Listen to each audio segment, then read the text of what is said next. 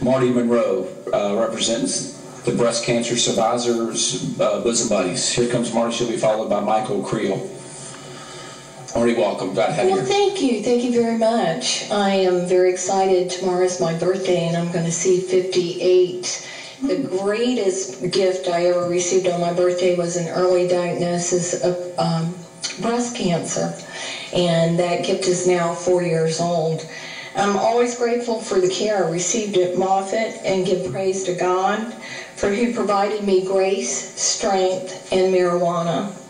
I survived several surgeries, 6 rounds of brutal chemo, was followed by a double mastectomy, reconstruction, which was followed by chemo every week for an additional 8 weeks. This treatment not only took all my hair, but all my energy and killed my appetite. The side effects of chemo are brutal.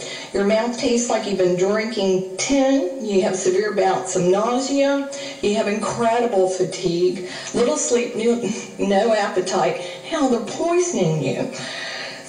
But I didn't suffer that long because I'm blessed to have had compassionate friends who face severe criminal charges and disrupting their lives in order to help me push through to the next round. I was very upfront about my self-medication, and no one discouraged me because my personal medicine worked. I was often told I was the healthiest cancer patient walking into chemo. Yep, there's a big difference when you can eat, when you can rest, and when you can sleep. I never missed a scheduled treatment. I made fast friends sitting in my chair. You might call them bosom buddies. We laughed, we cried, and we encouraged each other. It was a crazy, depressing experience because the day you actually feel the best is the day of your next treatment. They draw blood, check for white cells, and if you've rebounded, you're considered healthy enough to sit in the chair for 6 hours.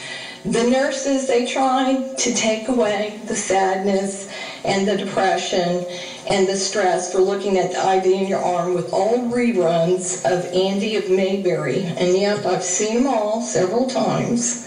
But the biggest concern I had was not the IV in my arm, but the empty chairs that were in the room, because my new buddies, they didn't have the resources. They didn't have the kind of compassionate friends I had. They weren't rebounding.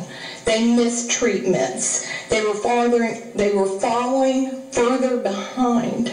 They were dragging out their pain, discomfort, and increasing their anxiety. Needless suffering.